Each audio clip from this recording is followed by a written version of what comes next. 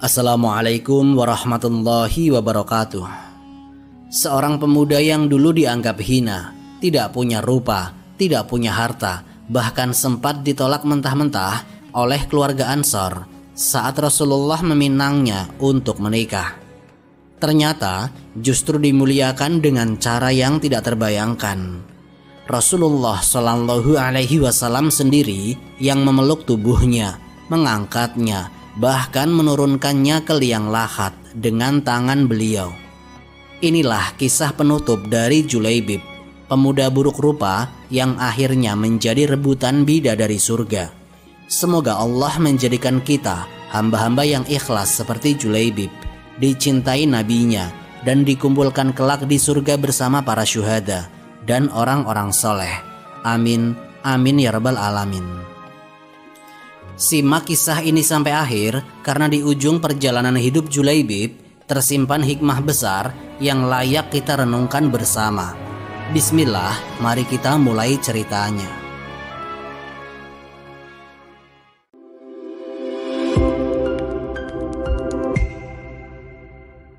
Siapakah Julaibib, pemuda buruk rupa yang terlupakan?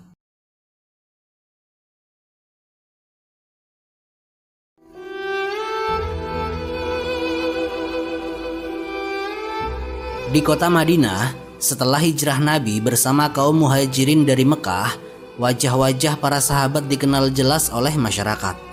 Ada para pemimpin kabilah yang disegani, ada para pemuda gagah yang dihormati, dan ada pula sahabat-sahabat dari kalangan miskin yang tetap punya nasab jelas, keluarga, serta perlindungan kabilah. Namun di antara barisan itu, ada satu nama yang asing di telinga banyak orang. Seorang pemuda yang penampilannya tidak menarik, tubuhnya kecil, nasabnya pun tidak jelas, bahkan tidak diketahui siapa ayah kandungnya. Dialah yang disebut dalam riwayat sebagai Julaibib. Nama Julaibib sendiri terdengar asing, bahkan unik, karena berasal dari kata julbub, yang berarti sesuatu yang kecil. Sebagian ulama mengatakan panggilan itu diberikan karena tubuhnya pendek, wajahnya kurang rupawan, dan sama sekali tidak memikat pandangan manusia. Beliau tidak memiliki kelebihan fisik yang bisa dibanggakan di tengah masyarakat Arab yang saat itu sangat menjunjung tinggi garis keturunan, kehormatan kabilah, serta penampilan luar. Riwayat-riwayat sahih menyebutkan Julaibib berasal dari kalangan Ansor. Imam Ibnul Qayyim dalam Zadul Ma'ad mencatat Julaibib adalah seorang sahabat Rasulullah yang tidak diketahui siapa ayah dan ibunya. Ketidakjelasan asal-usul ini menjadi aib besar pada masa itu, sehingga posisinya di masyarakat sangat rendah. Beliau bukan budak, tetapi juga tidak memiliki kehormatan penuh sebagai bagian dari kabilah manapun.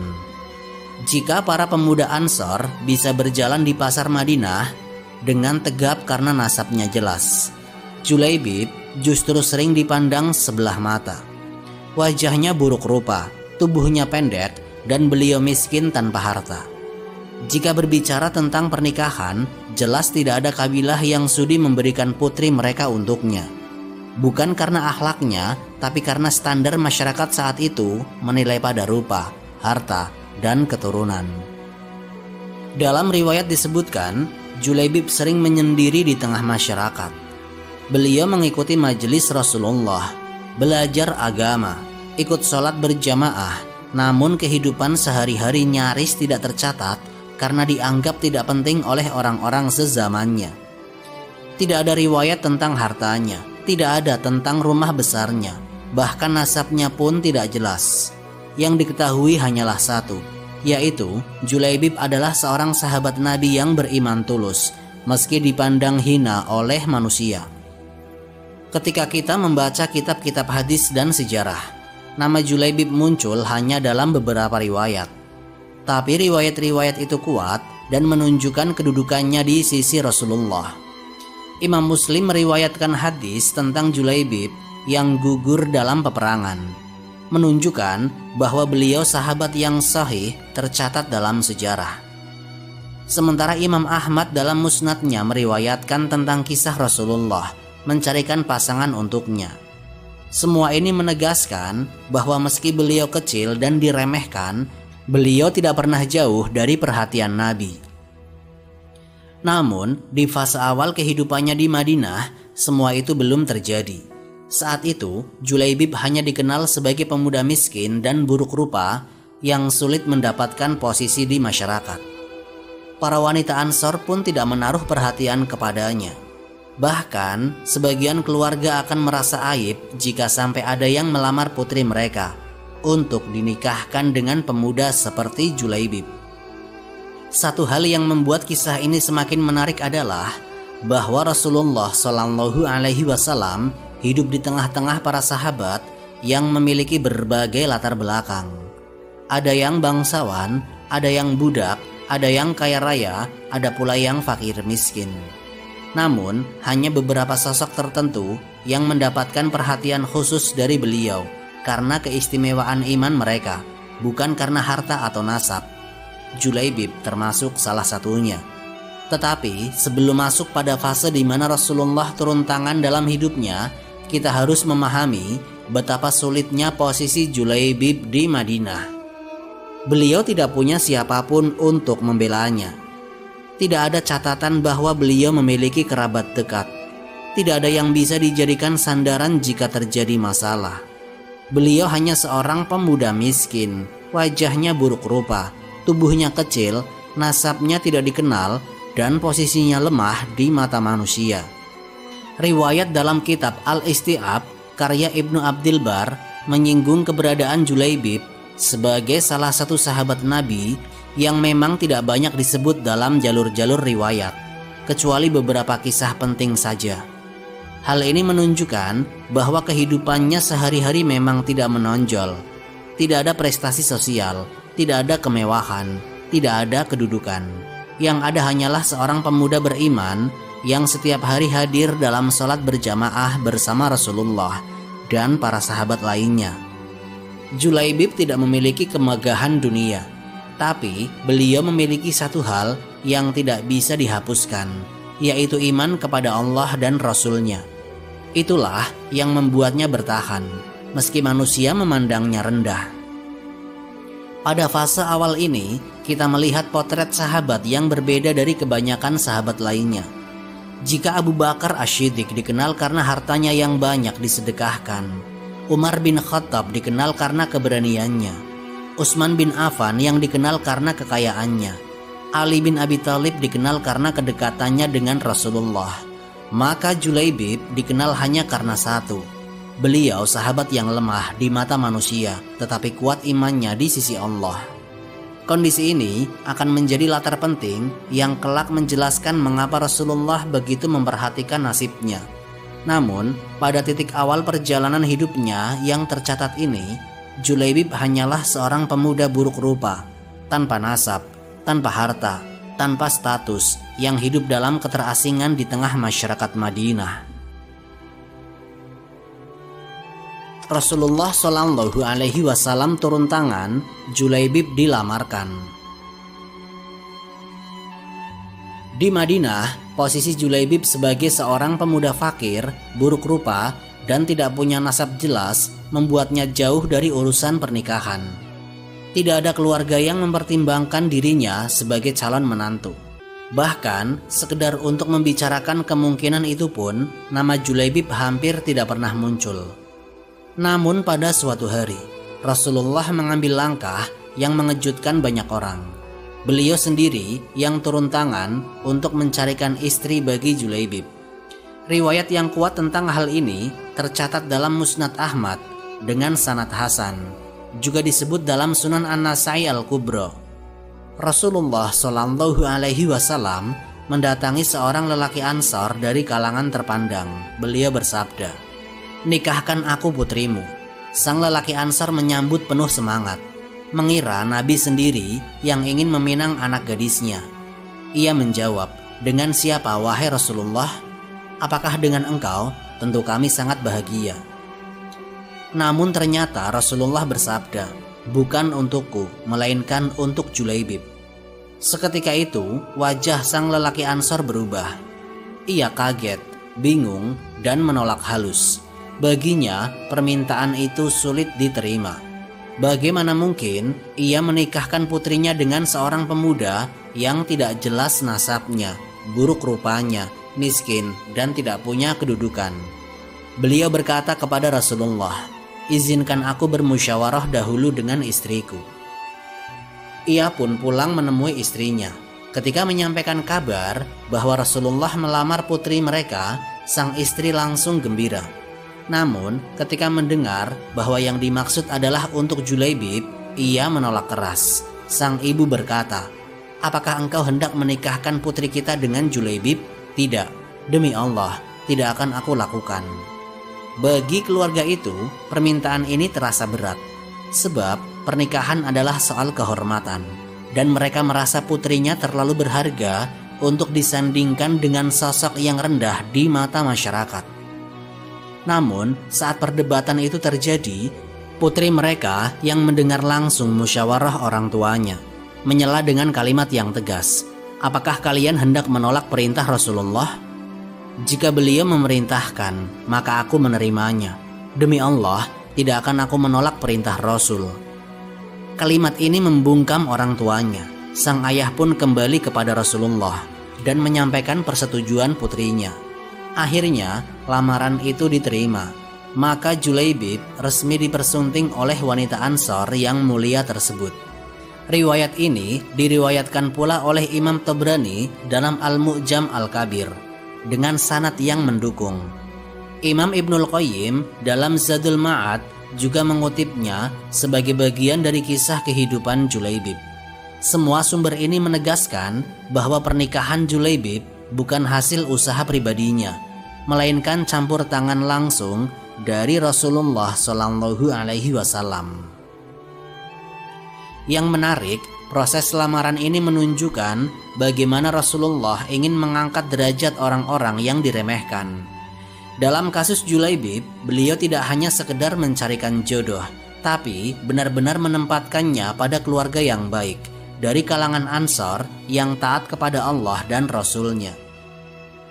Dari sisi saksi sejarah, kisah ini banyak disebut dalam kitab hadis dan tarikh. Ibnu Hajar Al-Asqalani menyebut dalam Al-Isabah fi Tamyiz As-Sahabah bahwa riwayat tentang pernikahan Julaibib dengan wanita Ansor adalah bagian penting dari kisah hidupnya.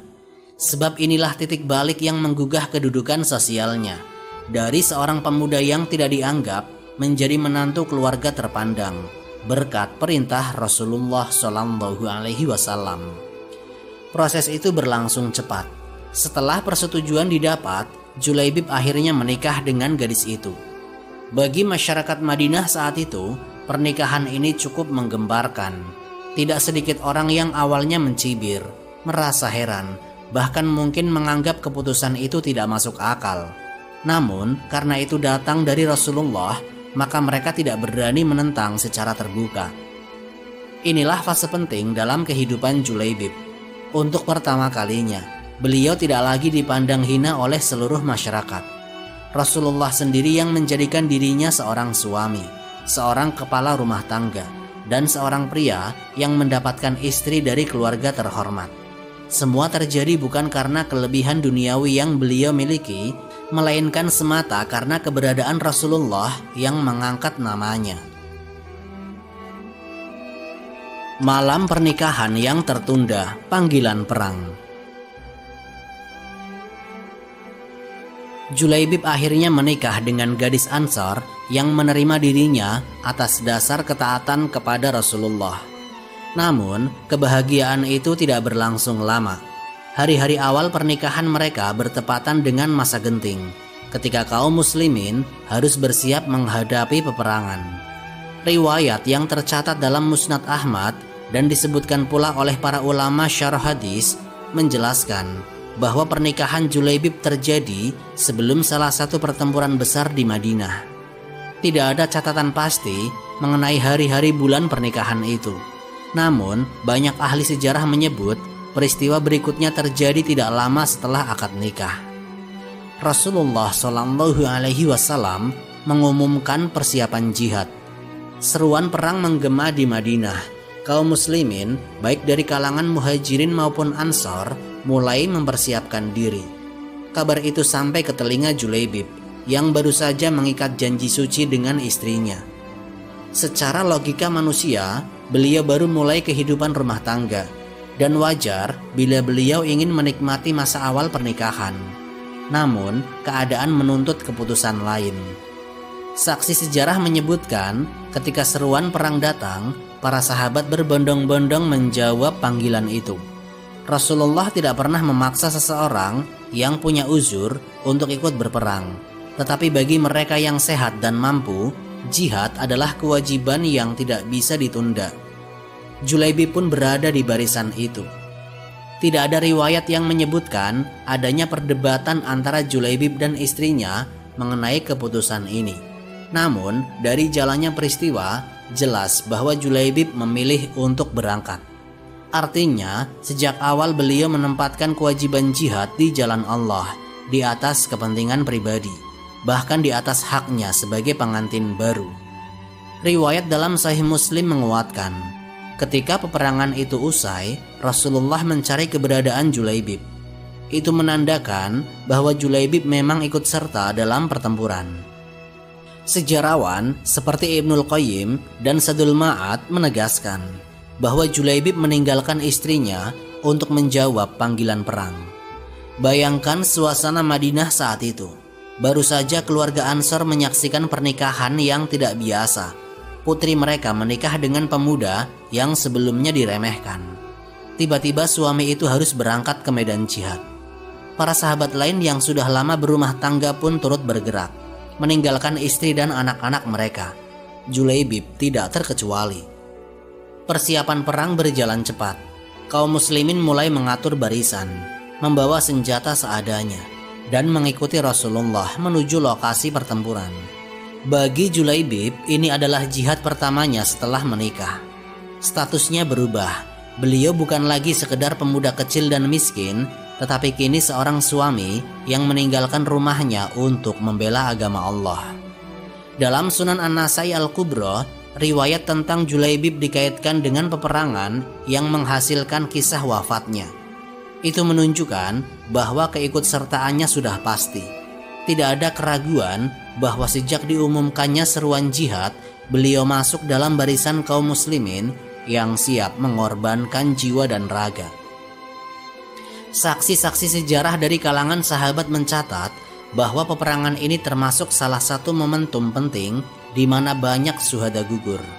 Meski sumber-sumber tidak merinci bagaimana Julaibib berpamitan kepada istrinya. Fakta bahwa beliau ikut serta dalam jihad cukup untuk menggambarkan betapa berat keputusan itu. Seorang pengantin baru yang meninggalkan istrinya di hari-hari pertama pernikahan adalah peristiwa yang jarang terjadi, tetapi itulah yang menimpa Julaibib. Beliau tidak memiliki rumah tangga yang panjang, tidak punya kesempatan menikmati kehidupan keluarga secara normal. Kenyataan sejarah mencatat, malam-malam awal itu langsung terpotong oleh panggilan jihad.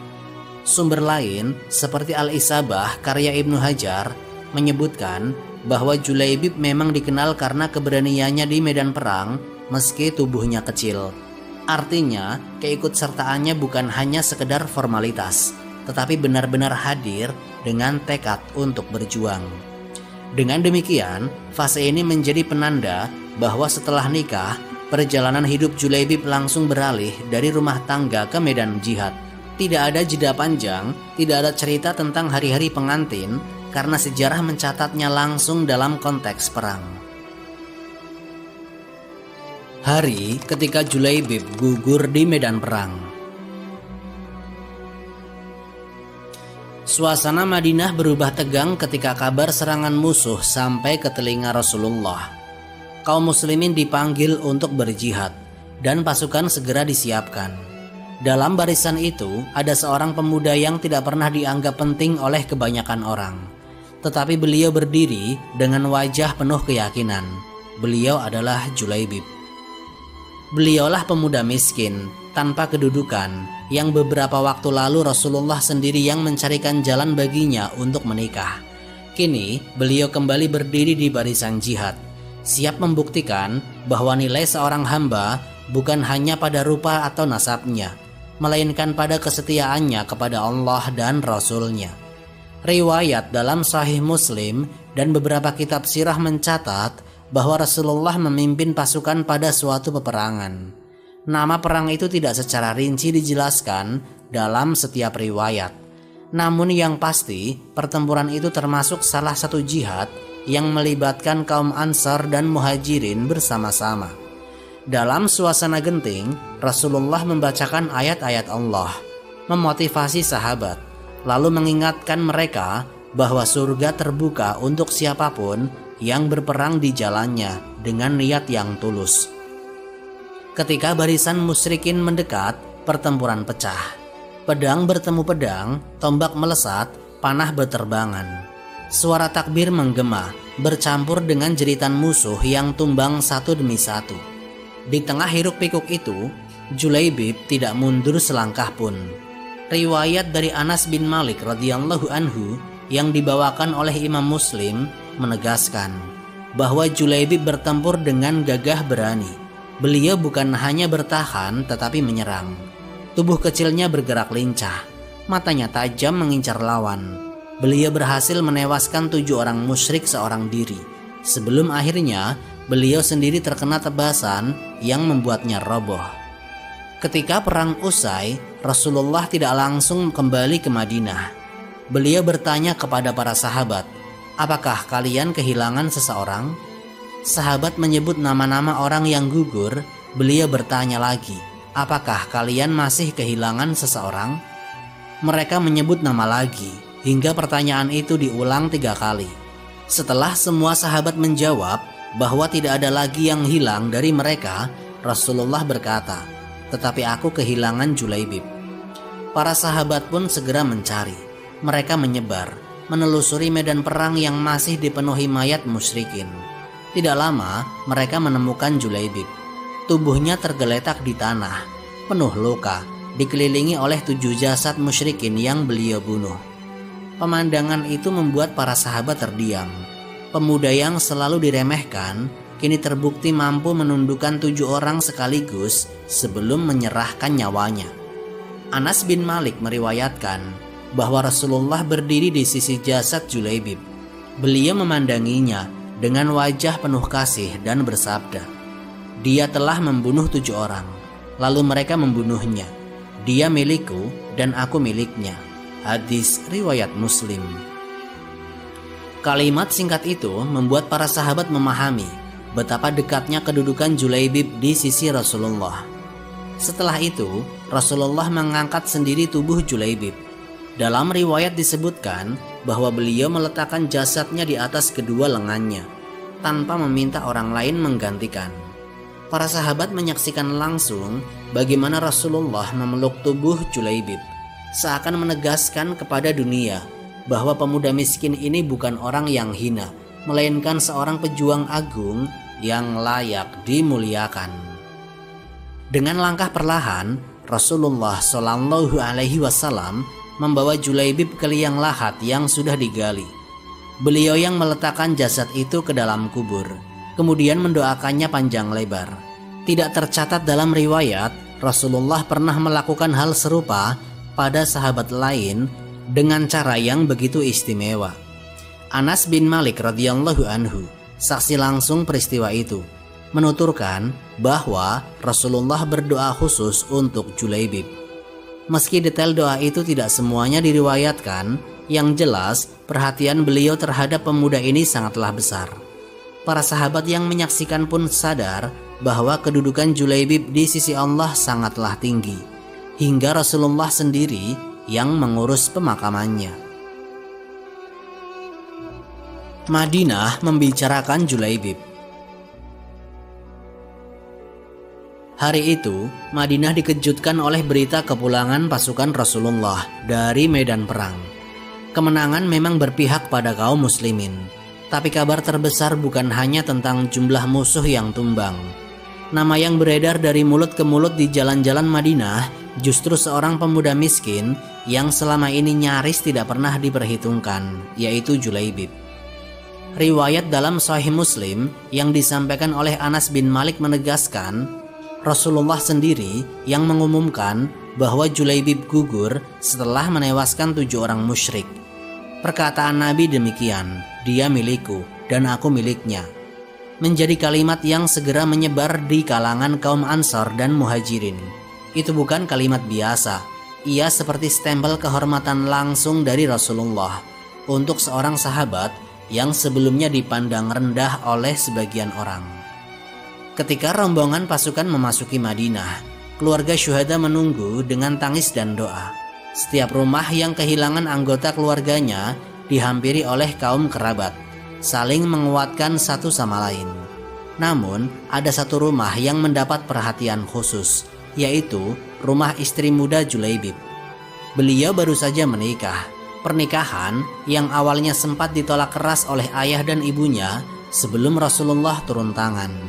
Kini, ia menjadi seorang janda setelah hanya sebentar merasakan kehidupan rumah tangga.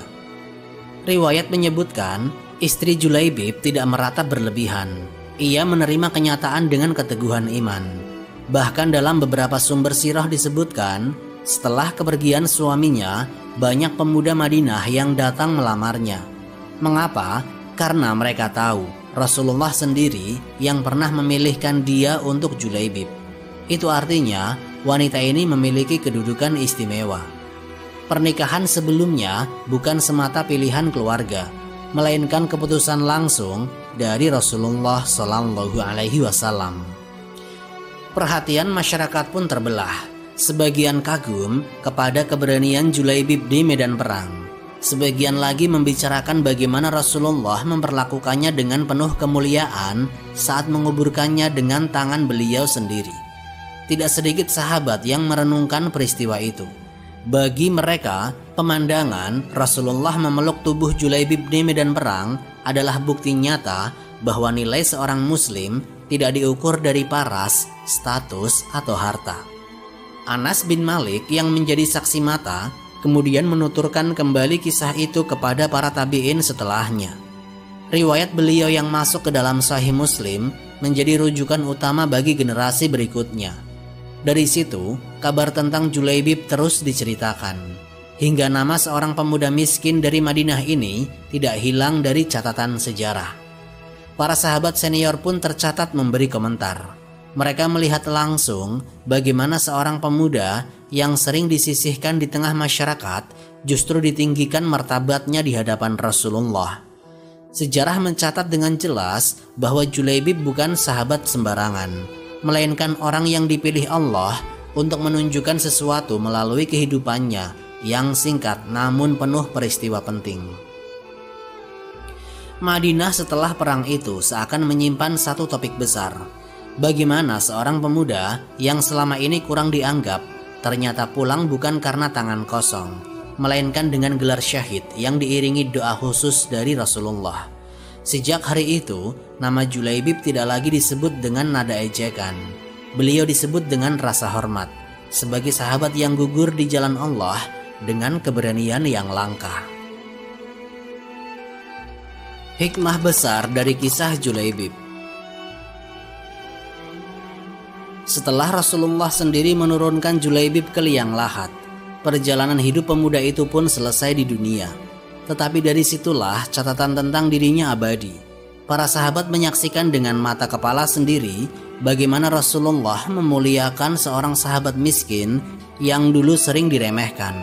Anas bin Malik radhiyallahu anhu, saksi peristiwa itu, meriwayatkannya hingga masuk ke dalam Sahih Muslim, sehingga seluruh umat Islam bisa mengetahui kedudukan Julaibib.